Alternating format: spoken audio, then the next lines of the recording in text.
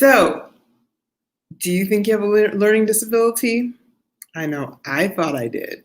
What's up? Happy Monday to you. It's Deborah, and I wanted to share this with you. I can smile about it now, but I kid you not, it was not a laughing matter when I went through this. When I lost my first job in engineering, I was laid off, and I actually called our employee assistance program, which is basically like a benefit that a lot of companies give for counseling or getting assistance with things. And I called up and I said, do I have a learning disorder? How do I get tested for this? And thankfully the people on the other line were they weren't nice, let's just put it that way. And so I just decided, I talked to two people and they were both pretty nasty. And so then I decided that I wasn't going to bother with getting tested for a learning disability. But I really did believe that I had one. And I maybe I do have one, I don't know. I did for a while. I wondered what was wrong with me. Why was it like I was going to all the classes, I was doing all the work, and I still wasn't getting it in my mind. And to my level of satisfaction, I wasn't getting it. Hey, what's up, Sherelle? Thanks so much for the shout out. So what I came to realize, though, was that I think differently from other people around me. I never learned the same way that others did. And I thought that that was something to be embarrassed about, to be ashamed of, to hide, to try to cover over, to try to compensate for. Only in later times have I come to really understand that I just need to accept the way my brain works. I think you've probably seen that, probably back when in August, I did a post about my inability to do this like whole manifestation thing. And a lot of it is because I don't do very well at letting go of outcomes. It can be a good thing. And in certain parts of engineering, it was very good. But it's not really good for manifestation. You're supposed to be able to be like totally at ease and in flow. And my brain will not let things go. It just doesn't. It's like looping. But the same brain that doesn't let things go is what solves a lot of things. So when clients or just people in general ask me questions, if it's an area that I've given any consideration, I can answer them 15 different angles. Any way that they throw it at me, I can answer them, and I can give them something that I know is useful and actionable because my brain has already done about 1,000 different iterations of what that thing is. And I just understand that my brain requires data in a certain format and in a certain way, and it has its own process. And for years, I tried to fix it, and I tried to compensate for it and cover over it and make excuses for it. And now I'm just accepting of it. So what does this have to do with being a disruptor? Every single disruptor, whether it's personality-wise or in the work that they've decided to do in the world, has a way of thinking and creating that is outside of the status quo. It is outside of the expected and standard norms.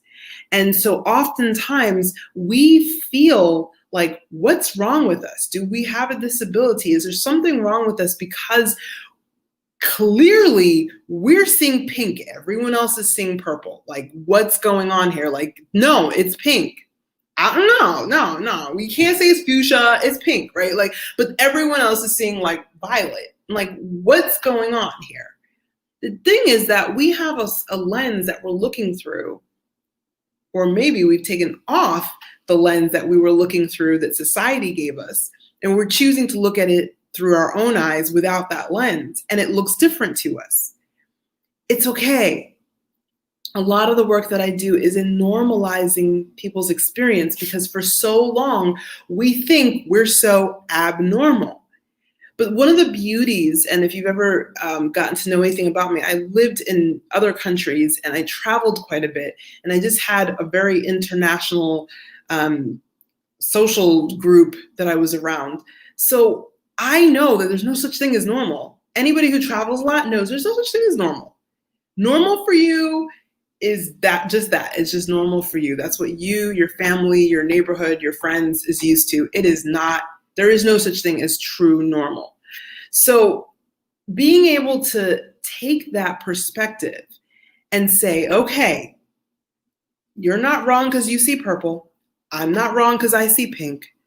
We just need to understand that we're looking through different lenses is critical as a disruptor. Otherwise, you will go insane, right? After a while, you're like, everyone is seeing something different from me. What is going on? It's disturbing, right?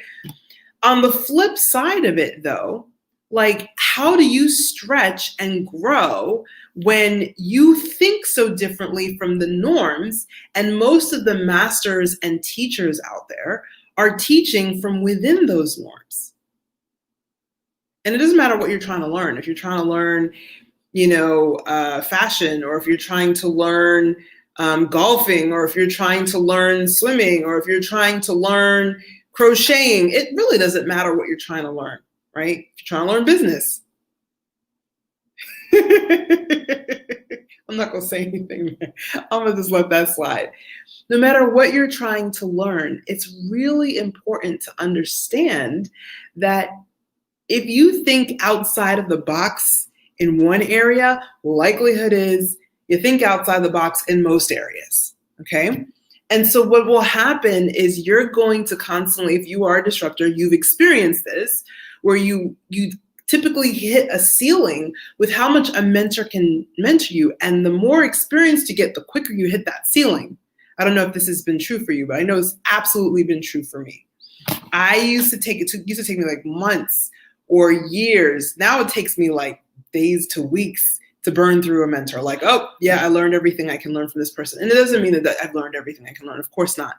But on the path to mastery, you're constantly going to be stretching and expanding. And your mentor is really important because they're going to help you with that so much. They're going to save you so much time if they're able to expand you past your current limits. But if their limits are just completely different from the way that you think, it gets challenging. Okay, so if you've ever had this experience, go ahead and let me know in the comments. I would love to see that because I know this has absolutely been 100% true for me in every aspect. In fact, I finally gave up on my corporate engineering career because I was like, I think so differently from everyone around me that no one can actually show me what I need to know. Like, I know I have these particular competency gaps, but I haven't found anyone who can teach them to me. And I'm tired and I don't do well with corporate anyway. So I was out. But it was so bad for me that I gave up on a career that I did love and wanted to excel at. But I just couldn't find people who were able, willing to teach me in a way that I could truly, deeply master it, as opposed to just suffer through it at a surface level. And I don't do suffering through at surface levels. I'm a deep learner. I like to go deep and master something. That's just me. Okay, so coming back to our conversation about learning disabilities and normal and not normal, what I'd like for you to think about is name the last 3 teachers, whether it was a book, a class, a program, whatever, where that you knew you could keep stretching with them. They were continuously stretching you. It's really good because if you look at those last 3 individuals or books or whatever, they're going to kind of clue you in as to what really helps you to expand. And my recommendation to you is, after you've written down who those are, write down what were some of the characteristics that you felt helped you to expand more. Was it just that they asked really great questions, which is a key to expansion, by the way, is asking powerful questions?